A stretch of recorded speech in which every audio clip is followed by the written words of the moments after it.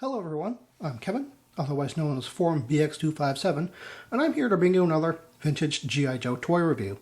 And today I have the 1983 Polar Battle Bear Ski-Mobile. Ski-Mobile being a term that I'm not really that familiar with.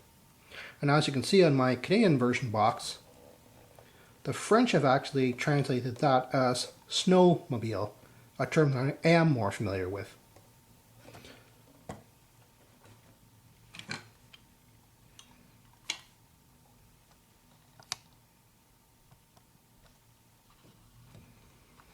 The toy itself is a one-man snowmobile. It has foot pegs on the back for 2 extra riders. The roll bar has these handles, 2 of them, so each of the rider on each side has an extra support. The skis are movable from on an angle. However, the post on the bottom does have a stopper, so it doesn't go all the way around. The armaments include these 2 tiny removable rockets,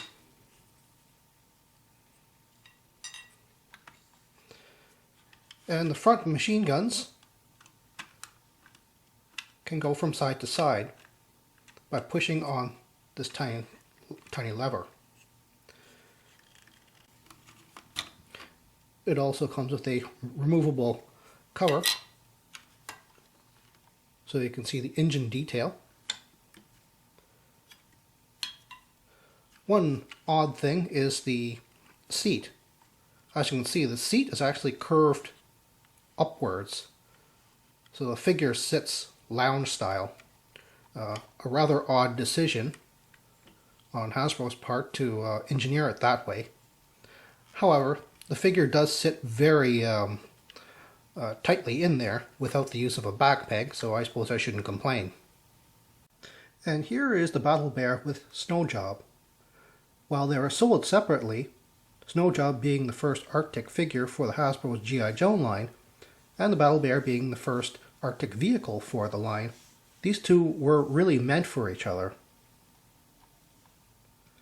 One unfortunate thing is, I always felt as a kid, Snow Job's backpack doesn't really fit on anywhere, although I can wedge it between the tow hook and the body. It doesn't really fit in there very well, but it's better than nothing. And here's the Battle Bear with its maximum capacity of 3 figures. As you can see, the figures, although on these rear back pegs, aren't dangling off thanks to this tow hole. A feature which I've only ever seen on the 1985 Snowcat, ironically another Arctic vehicle. Well, the Battle Bear is a rather solidly built toy, and many of the existing ones on the aftermarket are still in good condition and can be found almost complete. It does have one major flaw, and that is in its machine guns. As you can see on the instructions, it tells you to take apart the parts off of the sprue arms. However, down below, it tells you to leave the laser blaster guns as one unit. Do not remove the middle piece. And I'll show you exactly what they mean by that. If you just take this apart really quickly,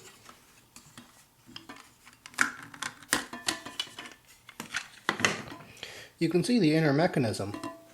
The tab which moves the guns, and the guns themselves have an incredibly tiny, thin piece holding them together. Here's what the original plastic tree would have looked like, and they would have gone like that on the plastic tree. Of course, that middle part does look like something that you would naturally remove. One of the reasons why I'm doing this review ahead of the others is because I've recently seen the 2009 Target exclusive Past and Present set, which included a remold of this and renamed it the Rockslide.